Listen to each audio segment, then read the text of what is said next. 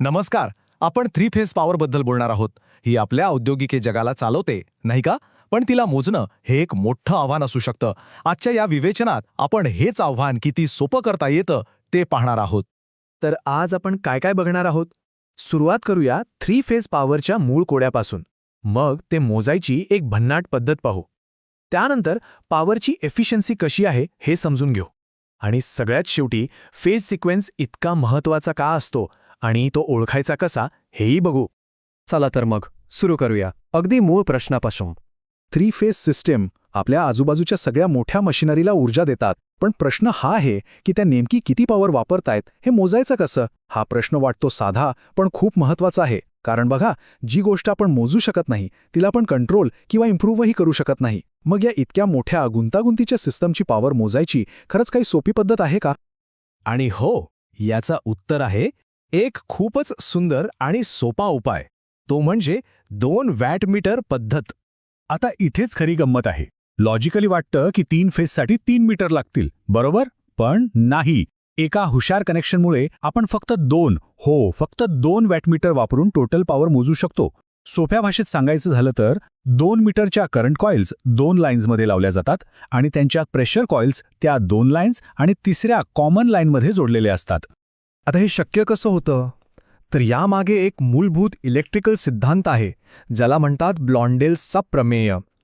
एकदम सोपं आहे. जेवढ्या वायर्स आहेत त्यापेक्षा फक्त एक कमी मीटर लागतो. म्हणजे 3 वायर सिस्टमसाठी आपल्याला लागतात फक्त 2 मीटर. आहे की नाही एकदम एफिशियंट? आणि यामागचं गणित तर बघा, इतकं सोपं आहे की विश्वास बसणार नाही. एकूण पॉवर म्हणजे काय? तर पहिल्या मीटरचं रीडिंग प्लस दुसऱ्या मीटरचं रीडिंग, बस. हो, खरंच इतकं सोपं आहे. दोन्ही मीटरच्या रीडिंगची फक्त बेरीज करायची आणि आपल्याला मिळून जाते टोटल पॉवर. कुठलीही डोकेदुखी नाही, किचकट कॅल्क्युलेशन्स नाहीत. ठीक आहे, म्हणजे आता आपल्याला टोटल पॉवर कशी मोजायची हे कळलं. पण ती पॉवर किती एफिशियंटली वापरली जाते? चला आता पॉवरच्या क्वालिटीबद्दल बोलूया. हा खूप महत्त्वाचा प्रश्न आहे. विचार करा, हे अगदी बियरच्या ग्लाससारखं आहे. आपण पूर्ण ग्लासचे पैसे देतो, पण आपली तहान फक्त द्रवरूप बियर भागवते, फेस नाही, बरोबर? तसंच इलेक्ट्रिसिटीचं आहे. आणि इथेच पॉवर फॅक्टर ही कॉन्सेप्ट येते, जी आपल्याला सांगते की आपण किती खरी पॉवर वापरतोय. आणि सगळ्यात भारी गोष्ट काय हे माहितीये? ज्या 2 रीडिंग्जवरून आपण टोटल पॉवर काढली ना, त्याच रीडिंग्जमध्ये सिस्टीमच्या एफिशियन्सीबद्दलची सगळी माहिती लपलेली असते. आणि हे सूत्र म्हणजे ती गुप्त माहिती बाहेर काढण्याची एक चावी आहे. आता हे सगळं थोडं थिअरी वाटत असेल. चला एक प्रॅक्टिकल उदाहरण बघूया, म्हणजे सगळं क्लिअर होईल. समजा आपला पहिला वॅटमीटर दाखवतोय 4.5 किलोवॅट आणि दुसरा वॅटमीटर दाखवतोय 3.0 किलोवॅट. आता जेव्हा आपण या व्हॅल्यूज त्या फॉर्म्युल्यामध्ये टाकतो तेव्हा आपल्याला पॉवर फॅक्टर मिळतो 0.95. याचा अर्थ काय? याचा अर्थ सिस्टीम आपली तब्बल 95% पॉवर एकदम प्रभावीपणे वापरतीये.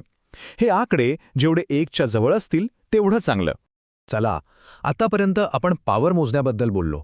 पण थ्री फेज सिस्टीममध्ये अजून एक गोष्ट आहे जी खूप खूप महत्त्वाची आहे आणि तिला आपण अजिबात इग्नोर करू शकत नाही. समजा एखादी मोठी इंडस्ट्रियल मोटर आहे जी एका विशिष्ट दिशेने फिरायला हवी, पण चुकीच्या फेज सिक्वेन्समुळे ती अचानक उलटी फिरायला लागली तर काय होईल? फक्त उपकरणाचं नुकसान नाही होणार, तर अख्खी प्रोसेस थांबेल. मोठं नुकसान होऊ शकतं. म्हणूनच फेज सिक्वेन्स योग्य असणं फार म्हणजे फार गरजेचं आहे. मग प्रश्न येतो, हा योग्य फेज ऑर्डर ओळखायचा कसा? काळजी नसावी, त्यासाठी आपल्याकडे काही खास उपकरणं आहेत. फेज सिक्वेन्स चेक करण्यासाठी ना प्रामुख्याने 2 प्रकारची उपकरणं वापरतात. एक असतो रोटेटिंग इंडिकेटर, ज्यात एक छोटी डिस्क फिरते, आणि दुसरा असतो स्टॅटिक इंडिकेटर, ज्यात कुठलाही हलणारा पार्ट नसतो. आता हे स्टॅटिक इंडिकेटर कसे काम करतात ते बघूया. नावाप्रमाणेच यात काहीही हलत नाही. त्याऐवजी यात दिव्यांचे एक सर्किट असतं. कोणता दिवा जास्त लागतोय, कोणता कमी लागतोय, या दिव्यांच्या प्रकाशाच्या क्रमावरूनच आपल्याला फेजचा योग्य क्रम कळून जातो. किती सोपं आणि प्रभावी आहे, नाही का? तर आजच्या या चर्चेतून आपण काय शिकलो? महत्त्वाचे मुद्दे थोडक्यात बघूया. एक म्हणजे 3 वायर सिस्टममधली पॉवर मोजायला 2 वॅटमीटर पुरेसे आहेत. दुसरं, त्याच रीडिंग्जमधनं आपल्याला पॉवर फॅक्टर म्हणजे सिस्टीमची एफिशियन्सी कळते. आणि तिसरं, मोटरसारख्या उपकरणांच्या सुरक्षेसाठी फेज सिक्वेन्स इंडिकेटर खूपच महत्त्वाचे आहेत. बघा, ही 2 वॅटमीटर पद्धत म्हणजे इंजिनिअरिंगमधल्या हुशारीचं एक उत्तम उदाहरण आहे. एका गुंतागुंतीच्या प्रॉब्लेमचं किती सोपं सोल्युशन. जरा विचार करा, आपल्या आजूबाजूला अशा आणखी कितीतरी सोप्या पण प्रभावी आयडिया लपलेल्या असतील, ज्या मोठ्या मोठ्या समस्यांना अगदी सहज हाताळण्यायोग्य बनवतात.